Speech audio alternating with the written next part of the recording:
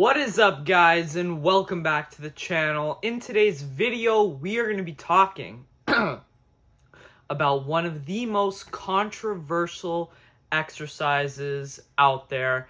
It is the lunge. Most people either love this exercise or they hate it. So I'm going to be talking about how you can incorporate it in your training and maybe why it's not the best exercise, but also why it could be a pretty good viable option.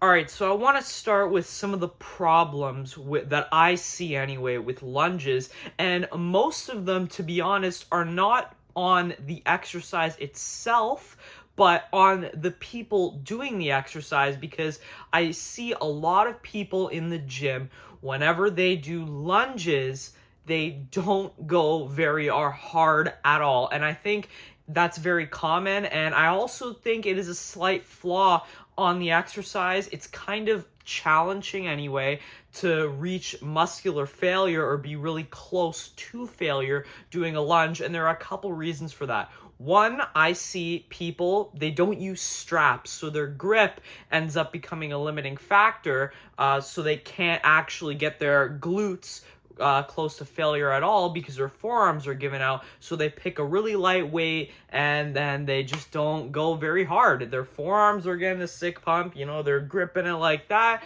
but their ass completely understimulated. The next thing is that it is single leg, so you're doing one leg at a time.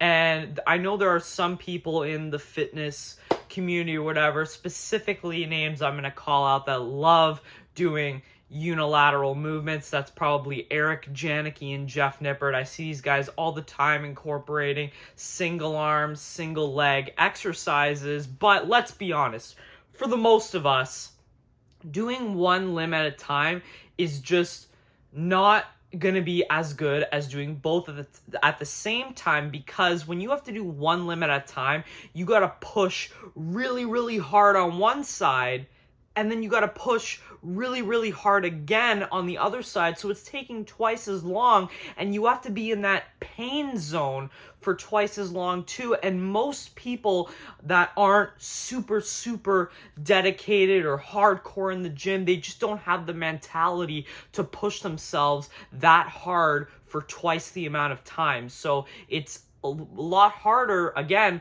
to go to failure. So most people kind of really, they just shy away from that, and they just do it as this like accessory lift that they do, you know, they just don't go very hard on it.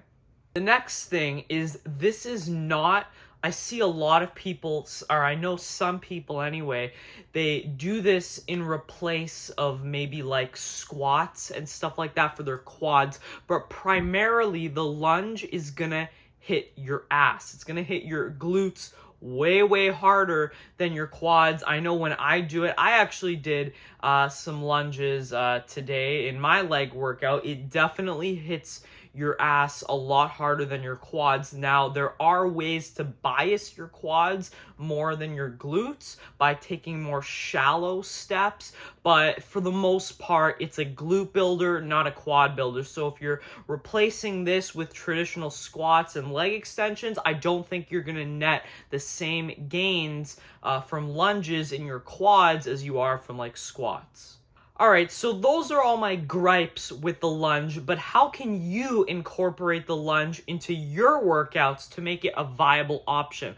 Well, first, I would say is strap in. Always use straps. That is so important, because I don't care who you are, nobody has stronger grip than their glutes and a little bit of their quads. It's just not happening. So if you really want to achieve that 3 RIR, 2, 1 RIR, whatever, you got to strap in. So that's the first thing. Number 2 is you actually got to push yourself. And I think it's honestly hard to do with the lunge. Like, I was actually watching, I film myself doing the lunge. I don't do it very often, but when I film myself, I mean, I was filming and then I watched it back and I'm like, man, like I thought I went to failure, but I'm like, nah, I probably could have grinded out maybe 1 or 2 more reps. So that will still put me in the, 3 RIR range for hypertrophy.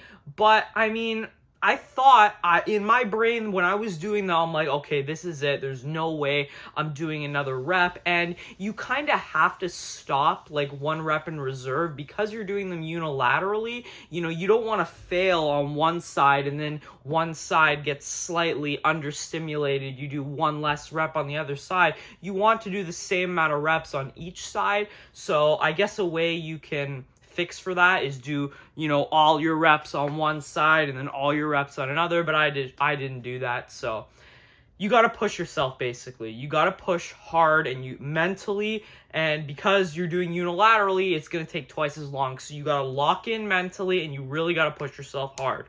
And the last thing I would do is I would honestly, because it is so hard to push yourself mentally on lunges and it's a little bit harder to gauge that RIR zone, I would honestly leave lunges towards the end of your workout. I would honestly think of this exercise as an accessory to your main like squats, RDLs, and stuff like that. I wouldn't put in lunges as a replacement for any of those exercises just because I don't think many people are going to be able to push themselves that hard on it. So I would recommend you save it towards the end and you kind of maybe do it as like a burnout, just a finisher, just to finish you off. So if you do those 3 things, I think the lunge can become a much more viable option. It's just, you gotta understand, you gotta push it hard. That's the main reason I have with it.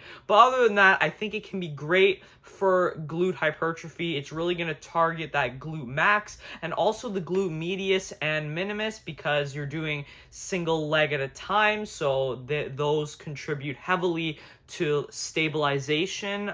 So those are definitely going to be active on the lunge. So you're hitting the entire glute. You're getting a really deep stretch as long as you take longer strides. So that's my advice on the lunge. Let me know, are you one of the people that really like the lunges or really hate them? Personally, I'm kind of in the middle. I think they are, and this also kind of falls under like Bulgarian split squats as well. Like I'm kind of in the middle on the whole, like do you like lunges or do you not? Because they are great exercises if you can mentally push them to failure. Just the problem is a lot of people can't, and even I struggle to. I know Greg Doucette absolutely hates lunges. First exercises for quad development in descending order from best to worst. The worst is for last, okay? Up first, any exercise that's done unilaterally or 1 leg at a time. For example, split squat, Bulgarian squat, lunges, and so on. Jeff Nippard, Eric Janicki, absolutely love them. Everybody hates the Bulgarian split squat. I get it, Greg. I get it. Everybody hates it.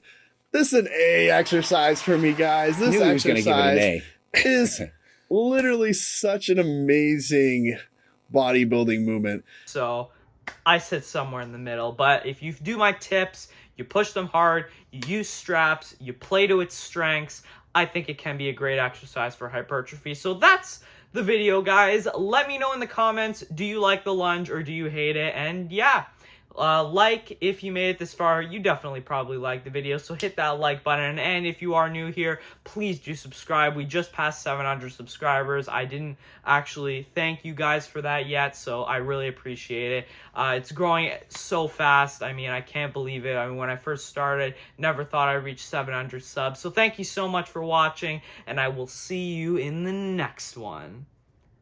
Peace.